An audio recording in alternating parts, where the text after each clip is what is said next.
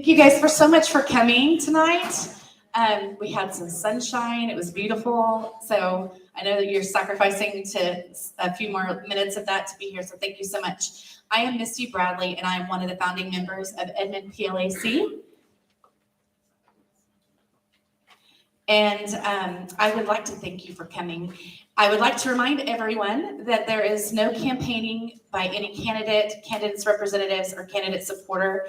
If you're wearing any campaign materials such as shirts, hats, buttons, please remove them at this time. And thank you to Sequoyah Middle School PTO for providing the refreshments for this evening. Please help yourself at any time. Also, the bathrooms are located just back down the hallway that most of you probably came through. There's a little stairwell to the right, and the bathrooms are right up in there. We want to say a big thank you to Trace Savage and Joe Tomlinson from NonDoc for agreeing to moderate tonight. Mr. Savage is the editor-in-chief of NonDoc, and Mr. Tomlinson is a staff reporter for NonDoc and predominantly covers happenings in Edmond. They're going to tell you a little bit more about that. And so I will let them talk about themselves. Thank you guys very much. Thank you. Thank you very much, Mrs. Bradley. Hello and welcome. My script is upside down. Welcome to tonight's forum. It is organized by the Edmond Parent Legislative Action Committee, and we were honored to be asked to help moderate this forum tonight here in District 3, which sits between north and south of 2nd Street, between Sooner Road on the east and Santa Fe Avenue on the west. Tonight's forum was organized by Edmond PLAC, and it features incumbent District 3 board member Jamie Underwood and challenger Dr. Jerry Childs. Give them both a round of applause for being here.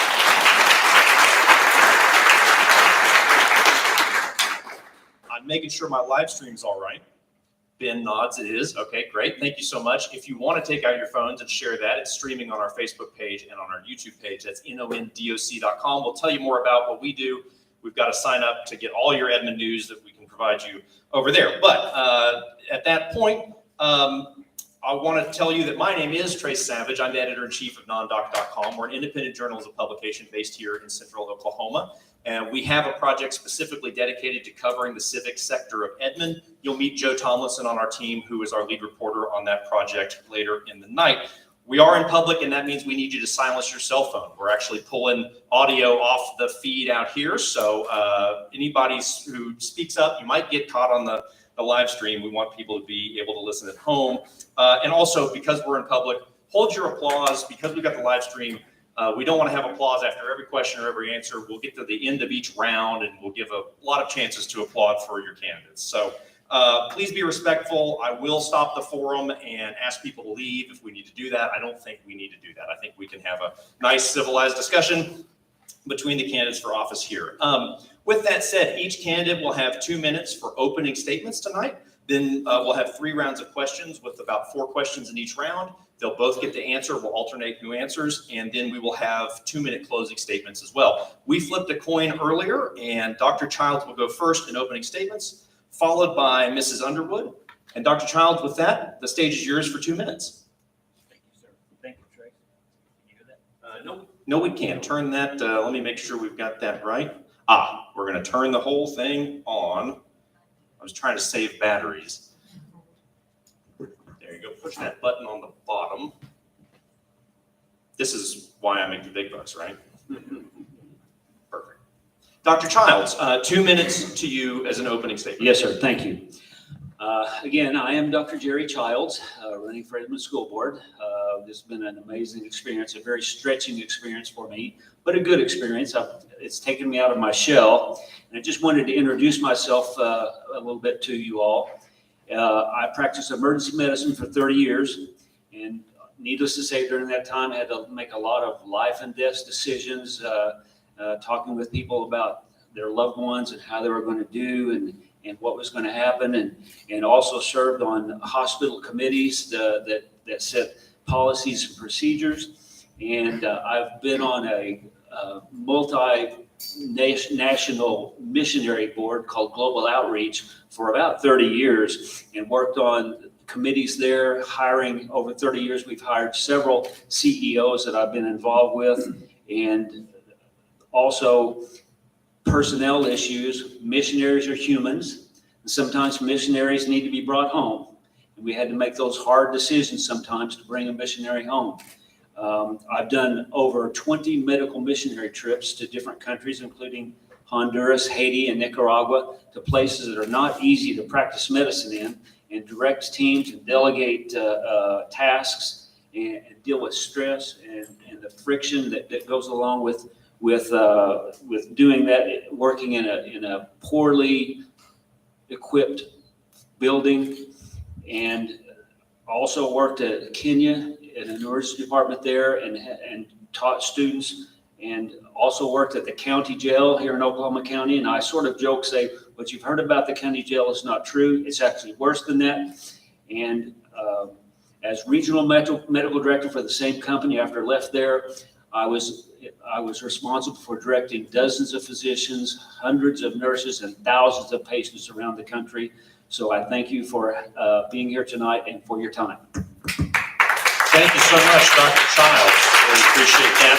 I forgot to mention we have timekeepers down there. If you get to the end, just finish your sentence. We're not going to ring a bell or yell at you or anything like that. Unless you go way over, then I'll raise my voice. Mrs. Underwood, 2 minutes to you for an opening statement. Yes, thank you. My name is Jamie Underwood. I am a product of 2 public school teachers. So I learned at an early age that public education is very important. I attended college at Oklahoma State University. I have a degree in business, and my major was accounting and marketing. My husband Mike and I have been married for 40 years, and we've lived our entire married career in our married time in Edmond. We raised our 4 kids here. They all are graduates of Edmond Memorial High School. They had got a strong foundation academically from Edmond Public Schools, and they went on to obtain not only college degrees, but advanced degrees, and have successful careers now. When my children were little, I got involved in the PTO, and because I wanted to be an informed parent. And through that, I started attending parent advisory council meetings. We call them PAC meetings. And that my interest in that broadened my the scope of interest to the district as a whole.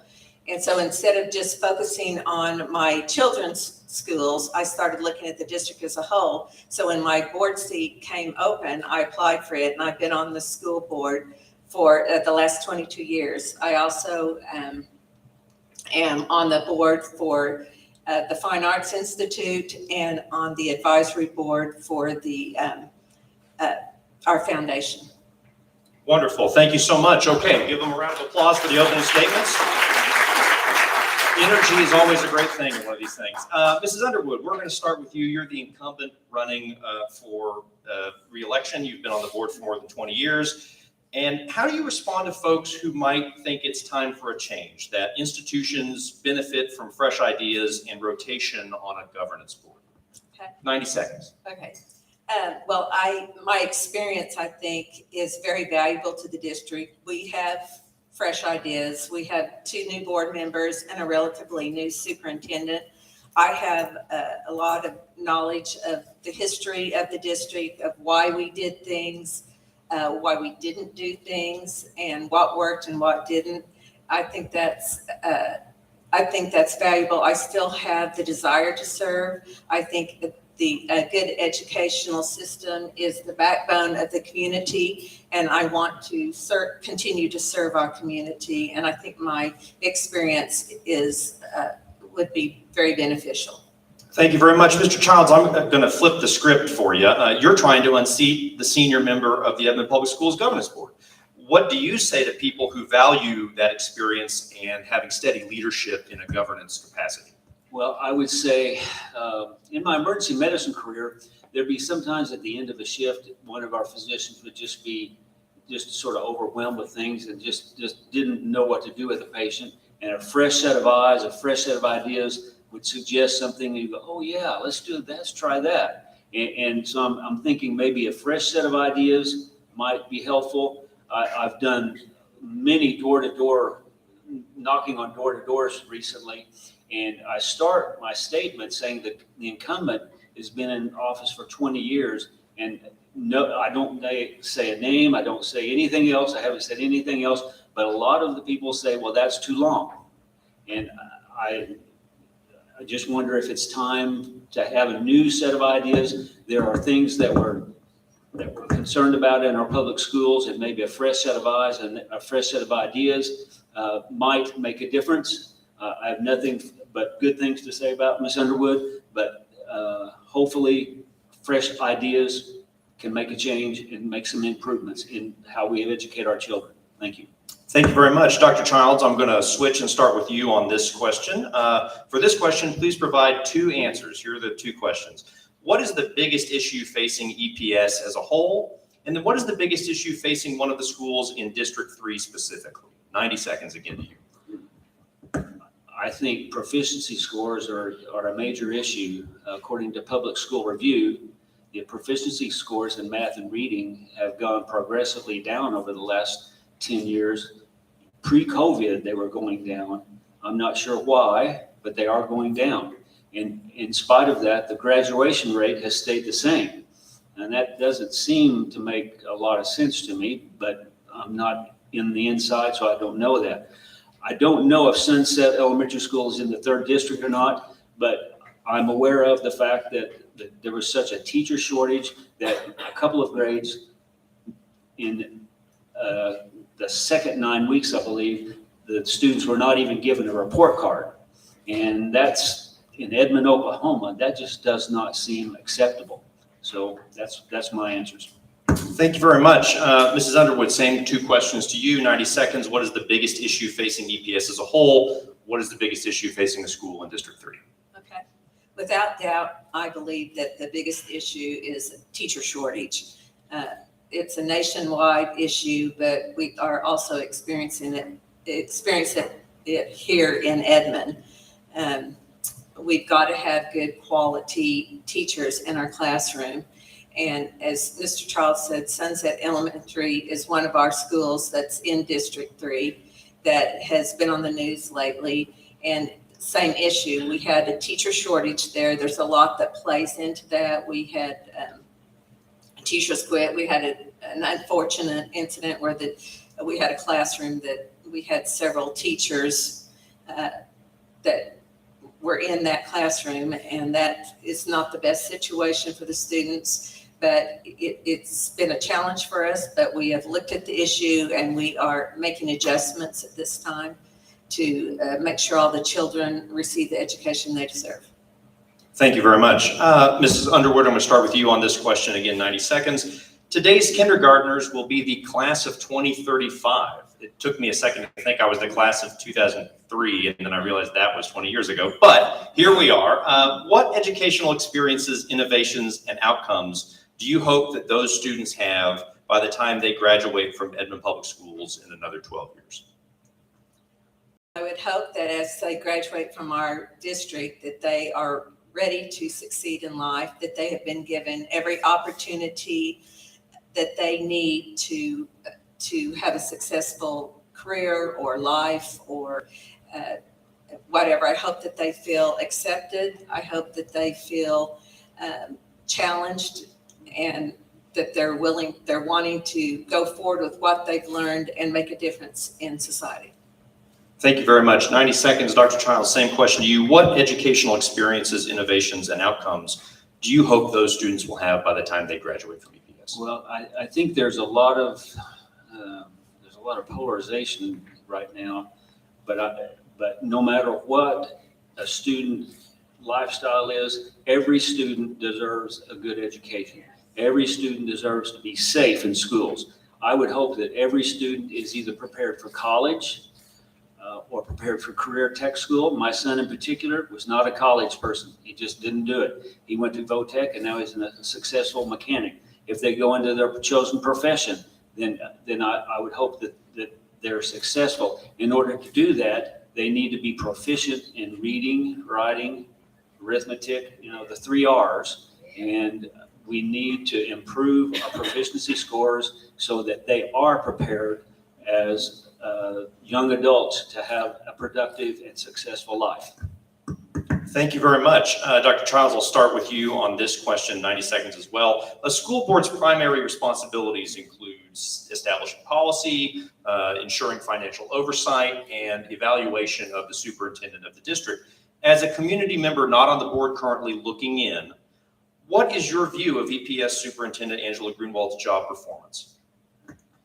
Well, I've gone to the last few board meetings. She seems to be successfully running the board meetings. I met with her shortly after filing for candidacy. She was very friendly and helpful to me. She's been very helpful, gave me all of the information that I needed.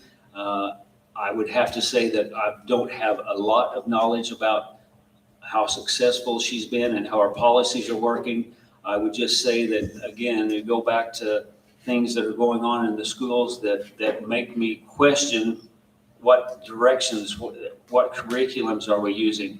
Are the teachers being successful in using the curriculum that's been chosen in order to make our kids proficient in math and reading and science? Thank you very much, Mrs. Underwood. I'm going to pose it a little differently to you. Same question as a concept, but as the most senior board member currently, you've seen several superintendents.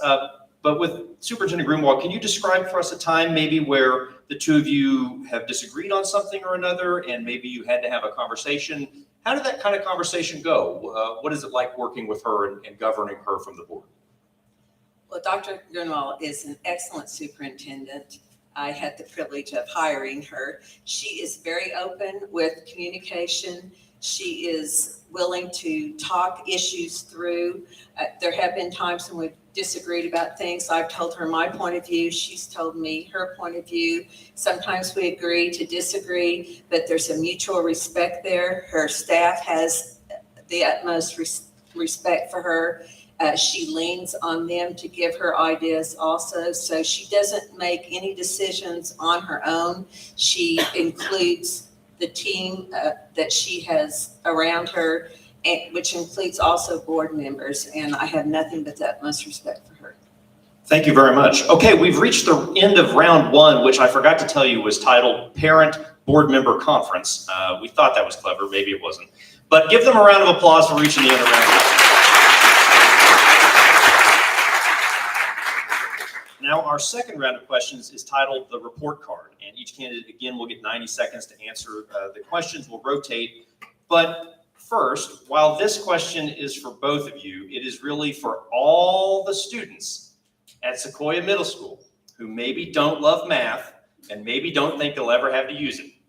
So we've got a pop quiz for you. Use your pen and paper if you need it, and shout out the answer when you know it. What is 16 times 13? I had to use paper yesterday. Joe got it right off the top of his head. Shout it out when you know it. I didn't know you had my paper. Play that Jeopardy music. 198? I hadn't even finished. Well, try it, because 198, I do not believe, is the answer. It's okay. Students get things wrong all the time. We can get it right. Anybody shout it from the audience?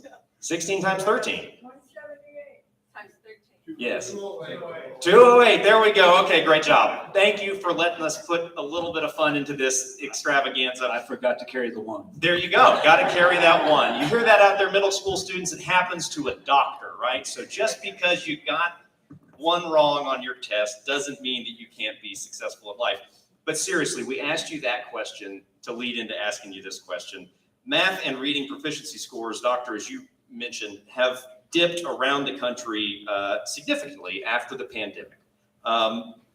It's here in Oklahoma. It's happened everywhere. What can Edmond Public Schools do specifically to make up for student learning loss over the last couple of years? Mrs. Underwood, we're going to ask you first. Okay. We have several things in place for this. We have, well, after the pandemic, we increased our summer school and offered it to more students. We had after-school tutoring for the students. We have RTIs right now which monitors the students' progress, and we meet them where they are. If they need extra assistance, then these tests allow us to see where they're at, and so they can get the assistance that they need. So, like I said, we have a lot of things in place. We have wonderful teachers that are there for the students, and they're constantly evaluating where the student is and getting them the help that they need. Thank you very much. Dr. Childs, same question to you. What can Edmond Public Schools do to make up for the student learning loss experienced over the last couple of years? Well, I think first I would want to talk with the teachers and ask them if their curriculum they think they're being asked to use is effective.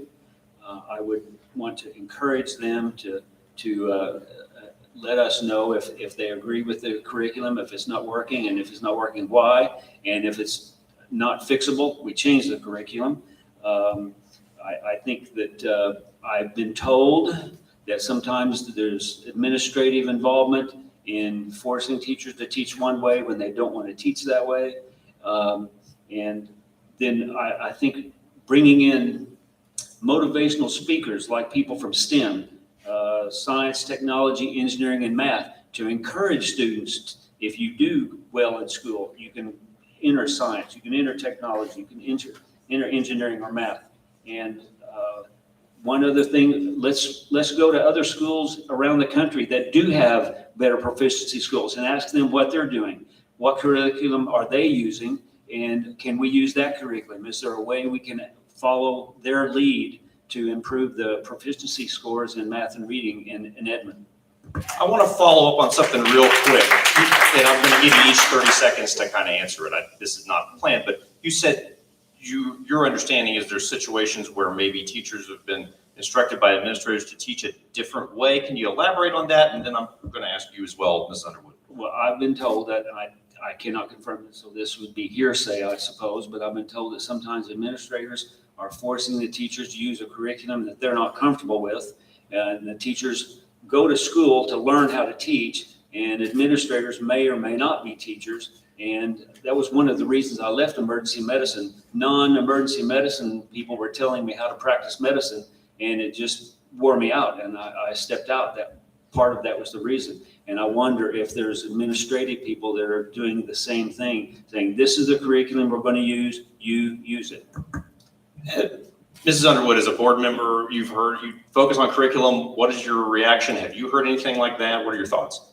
Well, I have not heard anything like that, but selecting the curriculum is not just done by one person. We have committees that study it. We have the teachers will vote that are, if it's a math curriculum, the math teachers will all get together. They'll review the curriculum and they'll vote on which would work best. And we do expect them to use the adopted curriculum because it's been well studied by a lot of people, and that is what the district has chosen to follow. But it's not taken lightly.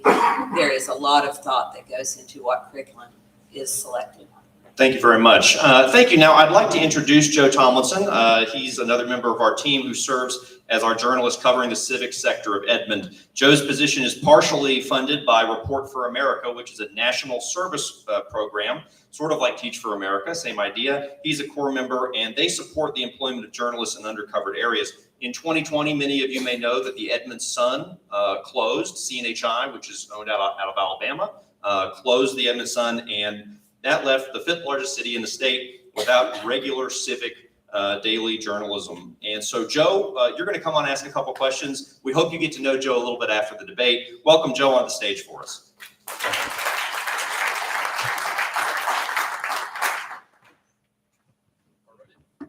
Thank you both for being here.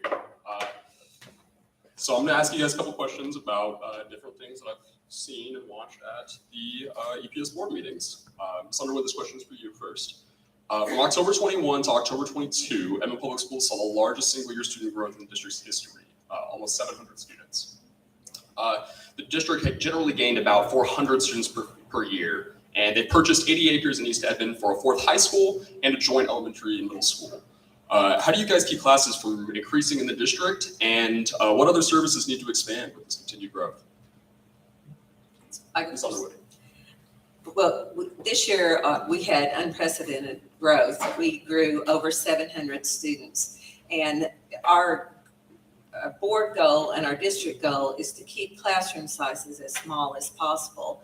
But we have a teacher shortage. And also, it takes time to build a school. So even if we had the teacher, do we have space for that? So we do a great job of planning for the future, but you never know when you're going to grow by 700 students each year. So that's one of our goals, is to keep classroom sizes small. And yes, we are always looking at, we had plans for building another elementary, building another middle school. It just takes time, and we have to have the bond issues passed in order to do that. So it is a problem in our community where we are growing so rapidly. Thank you. And Dr. Childs, same question to you, 90 seconds. From October 21 to October 22, APS saw the largest student growth in the district's history. The district has purchased 80 acres in East Edmond for a 4th high school and a joint elementary middle school, another 80 acres for that. How do you keep class sizes from increasing in the district, and what other services need to expand with this continued growth? Well, again, I'm not in the inside, but I was going through some things the last few days, and there was a conference with the Edmond Public School Board, the Edmond superintendent, and the city officials, and discussing just this problem, or I guess it's a problem, but it's also not a problem. I think you're right. We like our community to be growing, but we want them to be growing healthy wise. And I think meeting with the city officials to let them know the growing pains that the schools are having is a very good way to try to help alleviate this. And again, will there be 700 next year? No one knows. Will it be 300 next year? The school board would just have to be flexible in working through those issues. And it would go back to, as Ms. Underwood said, space and teachers, and concentrating on hiring and retaining teachers so that we can keep the class sizes small. I think that was my article you read. Thank you. Alrighty, next question. This will go to you, Dr. Childs, first. A prominent proposal currently before the Oklahoma legislature would enact a $2,500 across the board teacher pay raise and allocate up to $2 million more for EPS. The district's budget is currently about $237 million. If you were to choose right now, how would you allocate an additional $2 million to benefit EPS? Teacher pay. If you're referring to the same bill that I'm aware of, House Bill 2775, a $2,500 across the board pay raise for all teachers, and then an additional $300 million for discretionary purposes. That tells me that could be used to give additional teacher pay to our best teachers, to the teachers that are teaching the courses the best, that are having students do the best and are best prepared for college or career school or vocation. And there's another bill that would increase funding for schools that increase their proficiency to graduation to college and career school by 1% over the previous year, and they would get an additional bonus. So those things are teacher pay and retaining teachers and keeping the teachers that are the best teachers. And I'm sure the superintendent knows which ones are the best. And that could be done. It might be somewhat complicated, but merit pay along with across the board pay, I think is a reasonable way to go about that. Thank you. Ms. Underwood, same question to you. A prominent proposal currently before the Oklahoma legislature would enact a $2,500 across the board teacher pay raise and allocate up to $2 million more for EPS. The district's budget is currently about $237 million. If you had to choose right now, how would you allocate an additional $2 million to benefit EPS? I certainly support increased teacher pay. We also need to support our pay for our support staff, because we have to have a support staff to run our schools also. Also, I think the additional money could also be used for additional programs to provide additional opportunities for our students. I mean, for example, one thing, we have ROTC in one of our high schools. We don't have the money to put that into every high school. That would be a good program to use it on, in addition to other, that's just an example of other programs that we could use it on. But yes, I think our teachers are underpaid. We now, 95% of our budget goes to salary expenses. So I think across the board, increasing the pay for everyone and also providing more programs for our students. Thank you. Mrs. Underwood, this question will be for you first. Now, the other half of that education package from the Oklahoma House of Representatives proposes creating new refundable tax credits that would pay $5,000 to the families of private school students and $2,500 to the families of homeschool students. While the legislature is not your purview as a district board member, what advice would you give to Edmond area legislators as they consider that proposal?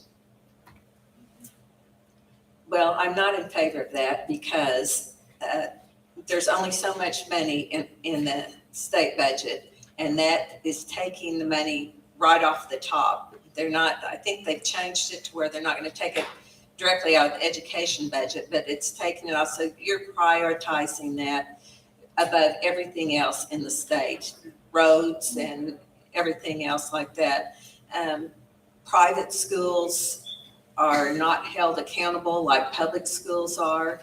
The parent tax credit also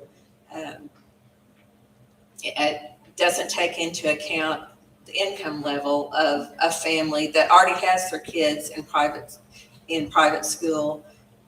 If they make a lot of money, maybe they don't need the tax credit, and that money could go to our public schools for special needs students or other programs that should be funded. So I think the money is, the way it's written to take it, I think it just depletes our state budget. Thank you. And then Dr. Childs, same question to you, 90 seconds. Now, the other half of that education package from the Oklahoma House of Representatives proposes creating new refundable tax credits that would pay $5,000 to the families of private school students and $2,500 to the families of homeschool students. What advice would you give to Edmond area legislators as they consider that proposal? Well, I would say that the way I've read the bill, that they've written into the bill that it will not decrease public school funding. And I as a person, and you all would make that decision as which legislature gets voted into office and whether those things get passed or not. As a board member, I would be representing the Edmond Public School and trying to make Edmond Public Schools the best they could possibly be. My 4 children all went to Edmond Public Schools.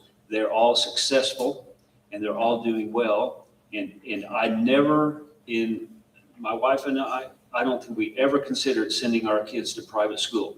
And I have some income. Physicians make decent money. I probably could have afforded that, but it never was a thought. And I think we need to make sure that the Edmond Public Schools today, parents are comfortable with the school, the public school, and don't even consider taking their children out of public school and moving them to private school. And that would be my primary purpose on the Edmond Public School Board, sorry about that, would be to improve and make the public schools the best possible so that private school is not necessary. Thank you, Dr. Childs. That's the end of round 2 of our debate.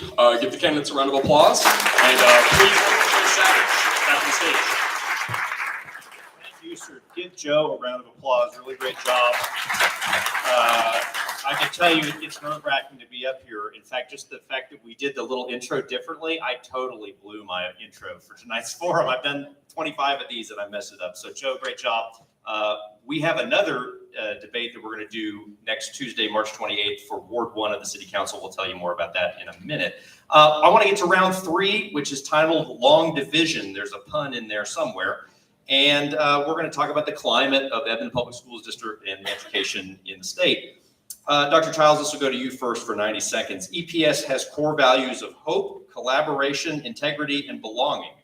Given those values, how would you ensure that all students, regardless of religion, gender identity, or socioeconomic status feel that they truly belong at Edmond schools?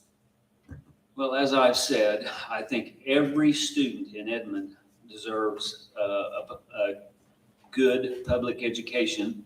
And I underlined and put in all caps in my notes here, every student, no matter their lifestyle, no matter their race, no matter their gender, every student deserves an education, and every student deserves a safe education. There's been recently a tragic episode of bullying in this school, in the public schools, and a suicide. Bullying is not acceptable. If I am elected to be on the school board, there's a state mandated committee to review bullying allegations or bullying assertions, and I would be more than happy to serve on that to make sure no student, no matter what they're doing, no matter how they live, no matter what they look like, are bullied, and they are safely getting their education. Thank you, Mrs. Underwood. Same question to you. Those are the core values of EPS. How would you ensure that all students, regardless of religion, gender identity, and socioeconomic status, feel welcome and truly like they belong in Edmond schools? Okay. One of the first core values is hope. We want to inspire our children. We want to give them hope for the future. We want them to feel like that they have a sense of purpose in life. As far as belonging, we want the kids to feel accepted. We want them to feel included. We want them to feel like they're in a safe place. For collaboration, I think that's a time when at the district as a whole, we collaborate with a lot of different groups. We collaborate with Edmond Family Counseling for mental health issues, and our city to build things. And for the students though themselves, we provide the resources for them to, and the teachers collaborate together, and we provide the resources. So if they do need help and they need someone to talk to, that is there for them. And then everything that the district does, we need to do with integrity. We need to treat each other, everyone with respect, no matter what their views are. I think, for one example, we have our fundraising weeks for the students. I think that's a great way to make everyone feel included. It brings the school together. It does a lot for the community. Perfect. Finish your sentence. No worries on the time's up. Thank you so much. Mrs. Underwood, next question, we'll start with you. It's a little bit similar, but hang with me as we get to the actual question part of it. Like many districts, EPS has seen an uptick in conversations about matters like bathroom gender designations, library book vetting, conversations about race. And across the country, it can feel like these cultural questions are dividing communities in new and problematic ways. Considering those topics, what can be done to unite district families in support of what's best for students? Okay. Well, I mentioned the fundraising weeks. I think that unites the students. That's a great thing to do, to unite the students. We have so many clubs and organizations where the children can participate and feel included. When you have a large high school, it's easy to get lost. So we've included a lot of things. We have multicultural groups. We have just a wide variety of things that they can participate in, esports, things like that. So I think that we keep looking for ways to include everyone in some aspect of their educational experience to where they feel like they belong and they're included. Thank you very much. Dr. Childs, same question to you. Considering the topics I mentioned, what can be done to unite district families in support of what is best for students? Well, first of all, I think we have to respect state law. If it's a state law, then it's a state law. We have to follow the state laws. I think transparency with parents is imperative. If a teacher or a counselor is seeing a child struggle, seeing a child having difficulty in school, the first person they should call would be the parent. The parent knows what's best for their child, and collaboration with their parent, with the parent and the student, with counseling, gender issues, clothing issues, discipline issues, any of those involving the parent, to get the parent on board to make sure that the child is fitting into the classroom, fitting into the school. If a child is trying to make life alternative decisions in the emergency room, I can't even close a simple laceration without parent consent. It makes me nervous to hear that some children are doing things without their parents' knowledge, and the parents need to be involved with that to make so that the child feels comfortable in their lifestyle and how they're doing. Thank you very much, Dr. Childs. Next question goes to you first. We've talked a little bit about teacher pay, so let's try to get just beyond the statement, we should pay teachers more, right? I think everybody likes that, but let's get either specific with numbers or let's talk about other things as well. Ensuring that EPS has highly qualified teachers and staff members is of paramount importance to district families. However, as has been discussed over a 6-month period, it's been reported that EPS saw more than 100 resignations. With that in mind, and with all the challenges that education is facing, how can EPS recruit a diverse workforce of teachers and support staff, including bus drivers? And what steps can be taken to ensure that these professionals want to continue working for the district? Well, I have a perfect example. I think Adam Pugh introduced Senate Bill 522, and it would include stipends for teacher mentors, $500 stipends for teacher mentors. My youngest daughter taught at John Ross Elementary School for a year, and she just floundered, lasted 1 year. If she'd had a mentor, she might still be teaching. She just left the profession because she did not have the support or whatever she needed to make her career successful. Giving merit pay raises to teachers, making sure that all staff have benefits available. The board needs to be aware of all the shortages and try to make it where everyone gets a living wage. The budgets are tight. I understand that, but there's legislation in place. One of the bill I wanted to mention, State Bill 364, it would allow 12-week maternity leave for teachers. That I can imagine how much helpful that would be.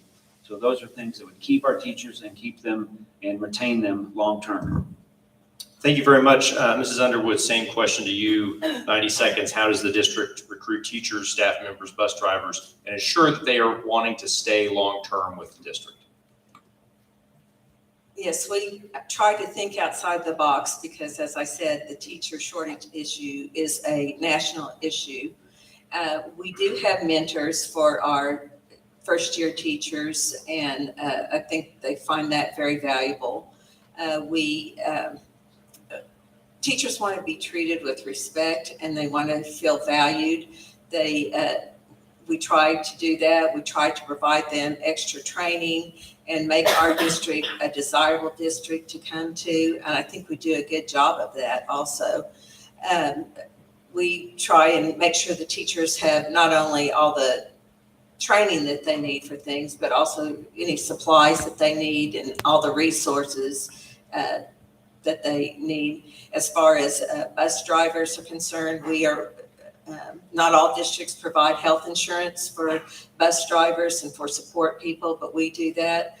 Recently we have passed to open a daycare for our young teachers because the cost of daycare is so high, and we've had a lot of teachers that have had to resign because of they can't afford daycare. So we're trying to tackle it that way. Thank you. Wonderful. Thank you so much, Mrs. Underwood. Last question is going to go to you first, and then Dr. Childs will answer it as well. I work at the state capitol a lot, so I'm around a lot of politicians, and I often think the worst thing that happens to you would not be losing an election, right? So if you happened to not win the election, in what ways might you continue to serve the district over the next 5 years? Okay. I probably would jump into helping with our foundation. Our Edmond Public School Foundation is a great support for our district, for our teachers. They have GoFundMe for classroom supplies and things like that. I would continue to stay connected with the people who I have established relationships with and advocate for our schools. No matter win or lose, I will continue to advocate for our district and for our teachers and for anything that promotes excellence in Edmond schools. Thank you very much. And Dr. Childs, 90 seconds to you. Same question. If you don't win the election, in what ways might you be involved with supporting Edmond Public Schools? I had the opportunity to go to the Capitol a couple weeks ago and do what you do when you go to the Capitol and talk with legislatures, and that was a new experience for me. I can see myself doing this with some of these bills that are being proposed that would help all schools, but Edmond Public School in particular. And I have several friends that are supposedly retired, like I'm supposed to be, that are involved with STEM, technology, engineering, and math issues. And I think we're falling behind some other countries. I won't mention any names. We need to really get on the ball in those areas. And I can see myself involved with science, those areas. Other people can be involved with the other things. I guess I can't do math, but I can see myself being involved in those areas because, as I mentioned earlier, I think I mentioned, I've got grandkids starting to school. And so education is still important to me. Thank you very much. That's the end of round 3. Let's give them a round of applause. Thank you very much. And we will conclude tonight's forum with our 2-minute closing statements from each of you. You both picked to go the same exact order. So Dr. Childs will go again, 2 minutes to you to close, and then we'll have Mrs. Underwood close it out. Well, I'm motivated to do this because of my grandchildren. I am 67 years old, and a year ago, 2 years ago, I was thinking, I'm going to hang on for 20, 30 years, and then I'll be gone. And whatever happens, happens, and it's not going to be my problem. And then my grandkids started showing up, and I realized they're important to me, and I want the best for them. I began to be concerned about education. I started looking at proficiency scores. I started hearing about discipline issues. We saw on the internet recently a teacher just being brutally beaten by a student. Those things should not be happening. Those things are important to me. I'm not a very big guy. My children and my grandchildren are not very big people. I want them to be safe in public schools, and that is important to me. Teacher pay and teacher shortages are important to me. And the Senate and House bills that are being introduced, I think will address that in some ways. I have gone door to door multiple days this month, and I hear over and over people wanting improved Edmond Public Schools.